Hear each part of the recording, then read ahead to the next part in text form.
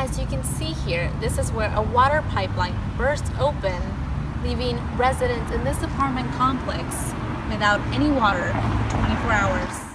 I'm standing here in Fresno State's amphitheater that now lies abandoned. What once drew hundreds of crowds is now a piece of history. Residents in this apartment complex are not allowed to lock their doors, which means anybody can walk right in. Next time you're in need of a ride, don't hesitate to climb aboard the Bulldog Shuttle. Liz Juarez, Fresno State Focus. I'm right outside the alumni house here at Fresno State, where a man has been reported assaulting female students after they get out of their classes. El autobús de Fresno State, el Bulldog Shuttle, está aquí para servirles a todos los estudiantes que no tengan coche. Liz Juarez, Fresno State Focus. Mobile apps tend to tell people in different areas of life. Apps like Uber offers rides and even jobs. Reporter Nikki McCabe gets behind the wheel with an Uber driver and takes us along for the ride. We've been talking with construction management student Thomas Daly. He and his team built a tiny house to live a smaller, fuller life. Thank you for being with us, Thomas. You're welcome. The Fresno State Opera performed Lucinda y las Flores de la Noche Buena this past weekend to a crowd of young children and families who came to see the musical right here in our studio. Welcome back. I'm Liz Juarez with your sports report.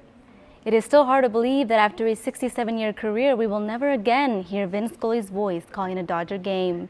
Scully began broadcasting with the Dodgers in the 1950s. He said his goodbyes to the stadium in which fans would hang on to his every word. Baseball fans around the world will miss his legendary voice. If you're looking for a way to stay active, Fresno State Student Recreation Center offers intramural sports. Students who join have the opportunity to mingle and get involved while playing the sports they love. Thank you, Dominic, for being with us. Thank you.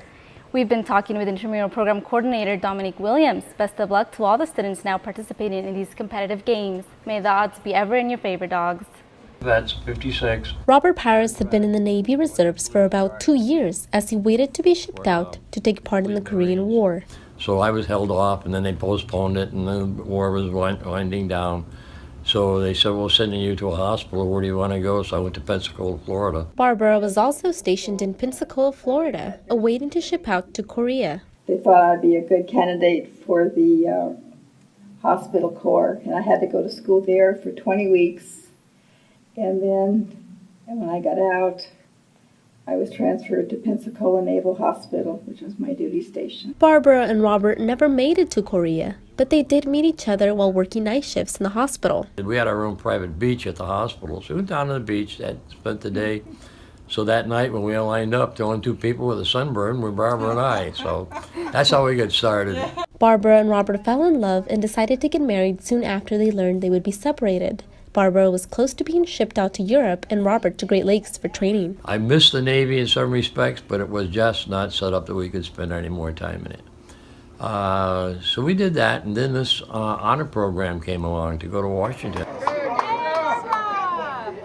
Last month, the Powers joined dozens of other Korean War and World War II veterans on Honor Flight Number 12. They visited the memorials in Washington, D.C. and took part in remembering the time they served, and that eventually brought them together. Liz Juarez, Fresno State Focus.